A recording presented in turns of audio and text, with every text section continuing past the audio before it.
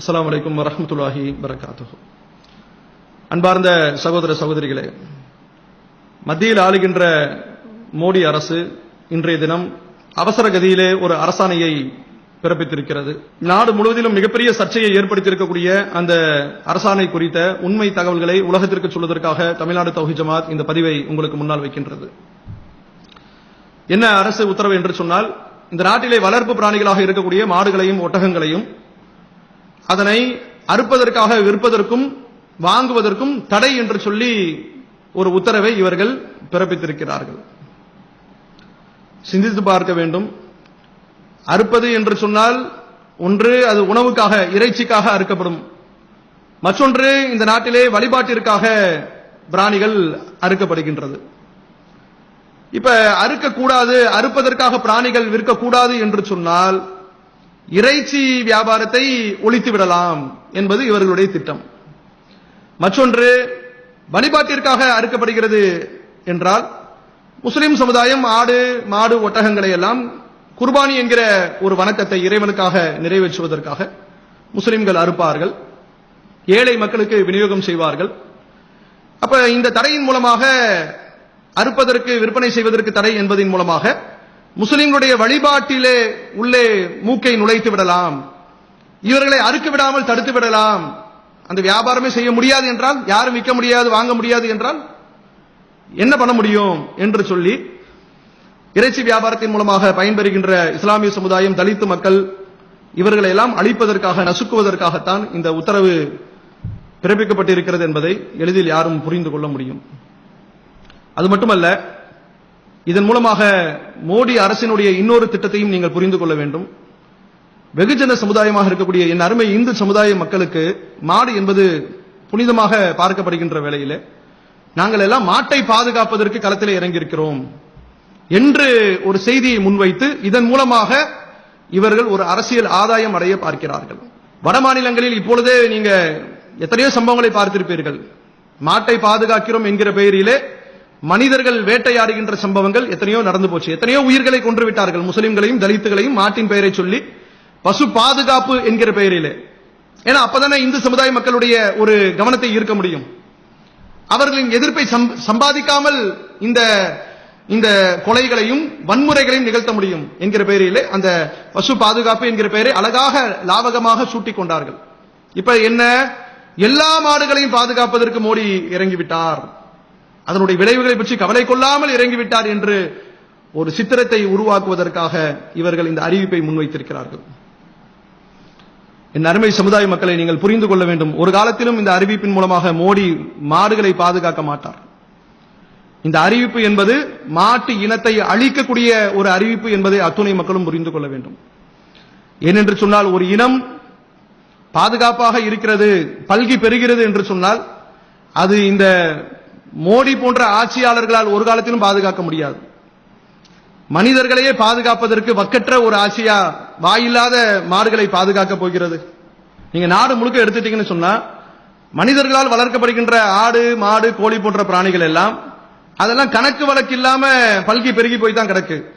மோடி புதுசா மாட்டெல்லாம் பாதுகாக்க தேவையே கிடையாது, கணக்கு வழக்கு இல்லை, எவ்வளவு எண்ணிக்கைனே சொல்ல முடியாது, அந்த அளவிற்கு இன்னைக்கு அது பல்கி பெருகி இருக்கக்கூடிய ஒரு இனம் தான்.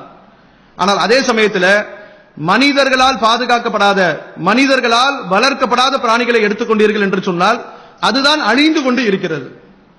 எதெல்லாம் ஒரு நாளைக்கு பல லட்சக்கணக்கான பிராணிகள் மாடு ஆடு எல்லாம் உணவுக்காக அறுக்கப்படுகிறதோ, தங்கள் தேவைகளுக்காக மக்கள் அதை பயன்படுத்துகிறார்களோ, அதை அழிக்கிறார்களோ, அழிகின்ற இனம் எல்லாம் கணக்கு வழக்கு இல்லாமல் பெருகி கொண்டிருக்கிறது. ஏன்னா மனுஷங்களுக்கு தேவை இருக்கு, அதை பாதுகாக்கிறாங்க, வளர்த்து கொண்டிருக்கிறாங்க. எது அழியாத இனமாக மனிதர்களுடைய கரங்களில் இருந்து அழியாத இனமாக இருக்கிறதோ அதையெல்லாம் பாருங்க உட்கார்ந்து எண்ணிக்கிட்டு இருக்கிறாங்க. புலி இந்த நாட்டில் எத்தனை இருக்கு எண்ணிக்கை நடைபெறுகிறது. புலிகள் சரணாலயத்தில் இத்தனை புலி இருக்கு. இந்த நாட்டினுடைய தேசிய பறவையாக இருக்கக்கூடிய மயிலை எண்ணிக்கொண்டிருக்கிறார்கள். மனிதர்களுக்கும் அதற்கும் எந்த விதமான உறவும் கிடையாது. மனுஷன் அதை வளர்க்கல, புலியை வளர்க்கல, சிங்கத்தை வளர்க்கல, யானையை வளர்க்கல, அதுல அவனுக்கு எந்த விதமான தேவையும் இல்லை, அதன் மூலமாக வருவாய் இல்லை.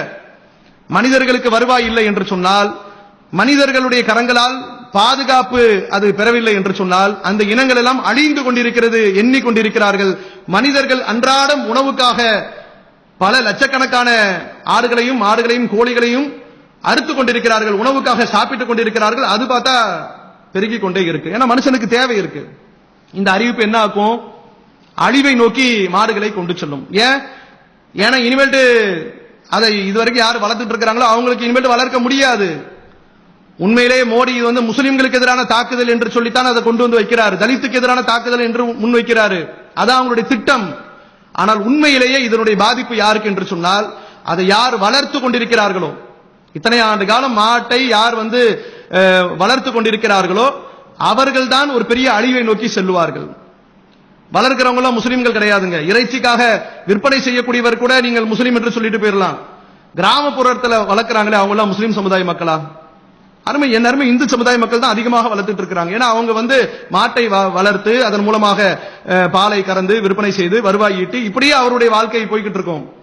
ஒரு கட்டத்தில் அது கறவை நின்று போயிடும், பால் கறக்காது. இப்ப என்ன செய்யறது? அதை கொண்டு போயிட்டு இறைச்சி கடையில் விற்பாங்க, வருமானம் கிடைக்கும். மாட்டை வளர்க்கின்ற பொழுது காளை கன்றை அது ஈன்றெடுக்கும், அதை கொண்டு போயிட்டு விற்பனை செய்வாங்க. ஏன்னா அது பால் கொடுக்காது. அப்ப அதை என்ன செய்யறது? அதை கொண்டு போயிட்டு வளர்த்து அதற்கு தீனி போட்டு செலவு பண்ணி அதை கொண்டு போயிட்டு இறைச்சி கடையில கொண்டு போய் கொடுப்பாங்க. கொடுத்து விற்பனை செய்து அதன் மூலமாக வருவாய் ஈட்டுவார்கள். இப்படி அவர்களுக்கு தேவை இருந்தது. மாட்டை வளர்ப்பது என்று சொன்னால் ஒரு குறிப்பிட்ட பருவத்திற்கு பிறகு அல்லது ஒரு குறிப்பிட்ட இனத்தை பாலுக்காகவோ வேறு தேவைகளுக்காகவோ பயன்படுத்த முடியாது என்கிற பொழுது, இறைச்சிக்காக மட்டும்தான் பயன்பெறும் என்ற நிலை வருகிற பொழுதுதான் அந்த இனம் பாதுகாக்க முடியுமே தவிர இந்த உத்தரவு என்பது மாட்டை அழிக்கின்ற உத்தரவு என்பதை மக்கள் புரிந்து கொள்ள வேண்டும். அது மட்டும் இல்ல, இதனுடைய அறிவிப்புல அயோக்கியத்தனத்தை பாருங்கள். உலகளாவிய அளவுல மாட்டு இறைச்சி செய்வதில் இந்த நாடு இந்தியா தான் 2வது இடத்துல இருக்குங்க. எந்த அளவுக்குன்னு சொன்னா 2016-17 1,00,000 கோடி ரூபாய்க்கு வியாபாரம் அமோகமாக மோடியினுடைய ஆட்சியில் நடைபெற்று இருக்கிறது. 2016-17 மன்மோகன் சிங் ஆட்சி இல்ல, காங்கிரஸ் ஆட்சி இல்ல, பாஜக ஆட்சி, மோடியினுடைய ஆட்சி. கடந்த ஆண்டினுடைய ஒரு ஆண்டினுடைய விற்பனை எவ்வளவு என்று சொன்னால் 1,00,000 கோடிக்கு மாட்டு இறைச்சியை வெளிநாடுகளுக்கு ஏற்றுமதி செய்து வருவாயை ஈட்டிவிட்டு, அதுக்கு தடை போடலாம்ல, அவ்வளவு பெரிய வருமானத்தை ஈட்டிவிட்டு இங்க மாட்டை அறுக்கிறதுக்காக விற்க கூடாது என்று இவர்கள் தடை போடுவார்கள் என்று சொன்னால் எவ்வளவு பெரிய அயோக்கியத்தனம் என்பதை புரிந்து கொள்ள வேண்டும். அது மட்டும் இல்ல, இறைச்சியாக ஏற்றுமதி செய்தது மட்டும் இல்ல, மாட்டின் மூலமாக மாட்டின் தோள்களை கொண்டு எத்தனையோ பொருட்கள் தயாரிக்கப்படுகிறது. அதன் மூலமாக உலகளாவிய அளவில் இந்தியா எவ்வளவு பெரிய வர்த்தகம் செய்து கொண்டிருக்கிறது. வெளிநாட்டிலிருந்து தோல் பொருட்கள் எவ்வளவோ இங்கு இறக்குமதி செய்யப்படுது, இங்கிருந்து ஏற்றுமதி செய்யப்படுகிறது. அதன் மூலமாக ஏறத்தாழ 30,000 கோடி வருவாயை 2016-17 காலகட்டத்திலே மத்திய மோடி அரசு செய்திருக்கிறது. அப்ப எவ்வளவு பெரிய மோசடி இவர்கள் செய்கிறார்கள் என்று பாருங்கள். ஒருபுறம் மாட்டு இறைச்சியின் மூலமாக மாட்டின் மூலமாக வருமானத்தை பெற்றுக்கொண்டு, இன்னொரு புறம் அதை சாப்பிடுவதற்கு அறுப்பதற்கு தடை என்று சொல்லி இவர்கள் ஒரு உத்தரவை போடுவார்கள் என்று சொன்னால் எந்த அளவிற்கு ஒரு நயவஞ்சகத்தனம் இதன் பின்னணியிலே இருக்கிறது என்பதை மக்கள் புரிந்து கொள்ள வேண்டும். அது மாத்திரம் இல்லங்க, ஒட்டுமொத்தமாக இந்தியாவை அழிப்பதற்கு ஒரு மோடி திட்டமிட்டாரோ என்ற சந்தேகம் தான் வருகிறது. இது ஒட்டுமொத்தமாக மக்களை அழிக்கின்ற ஒரு திட்டம். நீங்க பாருங்க, உத்தரப்பிரதேசத்தில் பாஜக ஆட்சியில் உட்கார்ந்த உடனேயே அங்கு முதல்வராக இருக்கக்கூடிய இதே பாஜகனுடைய மாணவராக இருக்கின்ற யோகி என்ன பண்ணாரு? மாட்டு இறைச்சி வியாபாரத்திற்கு தடை போட்டார். தடை போட்டு ஒரு சில தினங்களிலேயே என்ன நிலைமைன்னு கேட்டா, அங்க இருக்கக்கூடிய ஊடகங்கள் எல்லாம் உலகத்திற்கு செய்தியை சொல்லுது. உத்தரப்பிரதேசத்தில் இறைச்சி தடை போட்ட பிறகு, மாட்டு இறைச்சி கூடங்கள் அதனுடைய உரிமத்திற்கு இவர்கள் தடை போட்ட பிறகு, ரத்து செய்த பிறகு, ஏனைய பொருட்கள் எல்லாம், உணவுப் பொருட்கள் எல்லாம் தாறுமாறாக விலை ஏறிவிட்டது. காய்கறி சந்தைக்கு போக முடியல, காய்கறி எல்லாம் எக்கச்சக்கமாக விலை ஏறி போச்சு. எல்லாம் இது உத்தரப்பிரதேசத்தில் மட்டும் இல்ல, நம்ம எல்லா இடத்திலையும் பார்க்கிறது தான். எந்த ஒரு உணவுப் பொருள் தடை என்று சொல்லி கிடைக்காமல் பற்றாக்குறை ஏற்படுகிறதோ, ஏனைய உணவுப் பொருட்கள் எல்லாம் தாறுமாறாக விலையேற்றம் ஆகிரும். அந்த நிலைமை தான் ஏற்படுங்க. யதார்த்தம் இதுதான். இதெல்லாம் நம்ம காழ்ப்புணர்வுல சொல்லல. ஒன்றுக்கு பற்றாக்குறை ஏற்பட்டது என்று சொன்னால், கிடைக்கவில்லை என்று சொன்னால், ஒரு பொருளை நோக்கி எல்லா மக்களும் திரும்பக்கூடிய நேரத்தில் அது சந்தையிலே பன்மடங்காக விற்கப்படும். ஒரு ஏழையால ஏனைய பொருளை வாங்க முடியாது. அப்படி ஏழைகளை நசுக்குவதற்காகத்தான் இந்த திட்டத்தை மோடி முன்வைத்திருக்கிறார் என்பதையும் புரிந்து கொள்ள வேண்டும். அதோடு நான் சில தகவலை சொல்றேன். என்னன்னா, இப்ப அறுப்பதற்கு தடை என்று போடுகிறார்கள் அல்லவா? இப்படி தடை போடுவதாக இருந்தால் சட்டத்தின் பிரகாரம் தான் தடை போட முடியும். இவங்க எல்லாம் ஒரு உத்தரவுல எல்லாம் தடை போட முடியாது. சட்டம் என்ன சொல்கிறது? விலங்குகள் பாதுகாப்பு சட்டம் PCA என்கிற ஒரு சட்டம் நம்முடைய நாட்டில் இருக்கிறது. அந்த சட்டத்தின் மூலமாக மிருக வதையை தடுப்பதற்காக அந்த சட்டம் அமைக்கப்பட்டிருக்கிறது. அதில் என்ன சொல்லப்படுகிறது என்றால், அதனுடைய ஆர்டிகல் 28 பிரிவு 28 சொல்லப்பட்டிருக்கிறது. அதாவது எந்த ஒரு விலங்காக இருந்தாலும் மத நம்பிக்கையின் அடிப்படையில் அது அறுக்கப்படுவதற்கு எந்த விதமான தடையும் இல்லை, எந்த குற்றமும் இல்லை என்று சொல்லி அனுமதி கொடுக்கப்பட்டிருக்கிறது.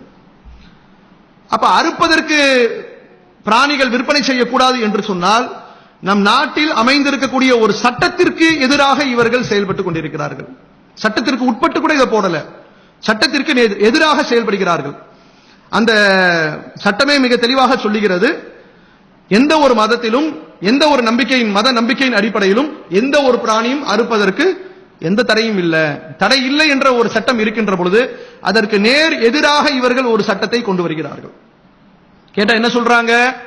இன்னைக்கு வெளியிட்டு இருக்கக்கூடிய அரசாணையில என்ன மாதிரி செய்திகளை அவங்க பதிவு செய்யறாங்கன்னு கேட்டா, மத்திய அரசுக்கு இந்த அதிகாரம் இருக்கு. மிருகவதை தடை சட்டம் பிரிவு 38 பவர் டு மேக் ரூல்ஸ் என்ற ஒரு பிரிவு இருக்கு. மத்திய அரசு அவர்கள் அந்த சட்டங்களில் எந்த திருத்தங்களையும் செய்யலாம், அதிகாரம் இருக்கிறது என்று சேர்த்து அவர்கள் அந்த செய்தியை உலகத்திற்கு சொல்லுகிறார்கள். அப்படி மத்திய அரசுக்கு அதிகாரம் இருக்கு என்று அந்த பிரிவு சொன்னாலும் நேரடி அதிகாரம் கிடையாது, நினைச்சதெல்லாம் அவங்களால திருத்த முடியாது. ஏன்னு கேட்டா, அதே மிருகவதை தடை சட்டம் 38 பிரிவு 38 என்ன சொல்லுகிறது என்றால், rules and regulations to be laid before parliament, பாராளுமன்றத்தில் இருக்கக்கூடிய 2 அவைகளிலும் ஒப்புதல் பெறாமல் எந்த ஒரு உத்தரவையும் பிறப்பிக்க முடியாது. அப்படின்னா இவங்க வெளியிட்டு இருக்கக்கூடிய அறிக்கையில் அப்படித்தானே சொல்லியிருக்கணும். ஒரு நேர்மையான ஆட்சியாளராக இருந்தால் இவ்வாறு நாங்கள் மத்திய அரசு முடிவு எடுத்திருக்கிறோம், ஒரு கொள்கை முடிவு எடுத்திருக்கிறோம், இனிமேல் மாடு ஒட்டகத்தெல்லாம் அறுப்பதற்கு விற்பனை செய்யக்கூடாது என்ற ஒரு கொள்கை முடிவு எடுத்திருக்கிறோம் என்று சொல்லிட்டு, இது 2 அவைகளிலும் முன்வைக்கப்பட்டு விவாதம் செய்யப்பட்டு அதற்கு பிறகு ஏகமனதான ஆதரவு கிடைத்த பிறகு சட்டம் வரும் என்று சேர்த்து சொல்லணுமா இல்லையா? உடனே நடைமுறைப்படுத்துற மாதிரி தான் அந்த அறிவிப்பு அமைந்திருக்கிறது. அதாவது ஒரு பீதியை கிளப்பணும், இந்த நாட்டில் ஒரு அமைதியோ நிம்மதியோ மக்கள் அடைந்து விடக்கூடாது. அந்த மாட்டை வளர்த்தவெல்லாம் என்ன செய்யறது என்று சொல்லி தலையில் கை வைத்து, விவசாயிகள் எப்படி செத்து போனாங்களோ, அதிர்ச்சியில செத்து போனாங்களோ, அப்படி ஒரு சாவை நோக்கி மக்களை அழைக்கிறாரா என்று தெரியல. அந்த பிரிவே சொல்லுகிறது, எந்த ஒரு ரெகுலேஷன் திருத்தம் செய்வதாக இருந்தாலும் அது பாராளுமன்றத்தில் முன்வைக்கப்படணும், 2 அவைகளிலும் ஒப்புதல் பெற வேண்டும் என்று சொல்லி அதே சட்ட பிரிவில் 38A சொல்லுகிறது. இந்த திட்டம் என்பது முஸ்லிம்களையோ தலித்துகளையோ பாதிக்கக்கூடிய திட்டம் அல்ல, எங்களை நசுக்கக்கூடிய திட்டம் அல்ல, இந்த நாட்டு மக்களை அழிக்கக்கூடிய, நாட்டு மக்களை ஒட்டுமொத்தமாக அழிக்கக்கூடிய ஒரு திட்டம். இதற்கு இந்த மாதிரியான ஒரு அறிவிப்பு வந்த உடனே முஸ்லிம்கள் எல்லாம் தலையில கை வச்சுட்டு உட்கார்ந்துருவாங்க, ஐயோ இனிமேல் மாடை சாப்பிட முடியாதா, அதை அறுக்க முடியாதா என்று கவலைப்படுவார்கள் என்று எண்ணிக்கொண்டிருக்கிறார். நாங்கெல்லாம் சாப்பிடறோம்னு செத்தெல்லாம் போக மாட்டோம், நீ போடுற இந்த அரசுடைய உத்தரவுனால முஸ்லிம் சமுதாயம் ஒன்றும் அழிந்து போகாது, தலையில் கை வைத்து உட்காராது. ஆனால் இந்த மாதிரியான உத்தரவு போட்டதற்காக நிச்சயமாக இந்த ஆளக்கூடிய ஆட்சியாளர்களை, இந்த நாட்டு மக்களை கூடிய விரைவில் விரட்டி அடிக்கக்கூடிய ஒரு நிலைமை ஏற்படும். அதுதான் இந்த உத்தரவின் மூலமாக வெளிப்படும். எனவே இஸ்லாமிய சமுதாயம் இதற்காக பெரிய அளவுக்கு ஒன்றும் அலட்டிக்க தேவையில்லை. அப்படின்னா இனிமேட்டு அறுக்க முடியாது, இறைச்சி சாப்பிட முடியாது, என்ன நிலைமை ஏற்படும் என்றெல்லாம் முஸ்லிம்கள் புலம்ப தேவையில்லை. இந்த உத்தரவு என்பது ஒட்டுமொத்தமாக அத்துணை மக்களுக்கும் எதிரான ஒரு உத்தரவு. இதற்கான விளைவை வெகு விரைவில் மத்தியில் ஆளக்கூடிய மோடி அரசு பார்க்கும். அத்துணை மக்களாலும் இந்த அரசு தூக்கி எறியப்படக்கூடிய ஒரு நிலைமை ஏற்படும். அதற்கான தொடர் நிகழ்வுகள் நடந்து கொண்டிருக்கிறது. அதில் ஒன்றாகத்தான் இந்த அறிவிப்பு அமைந்திருக்கிறது. எனவே இஸ்லாமிய சமுதாயம் பொறுமையோடு இதை நாம் எதிர்கொள்வோம். நிச்சயமாக நம் பொறுமைக்கு இறைவன் மிகப்பெரிய பரிசளிப்பான் என்று கூறி நிறைவு செய்கின்றேன். அஸ்ஸலாமு அலைக்கும் வரஹ்மத்துல்லாஹ்.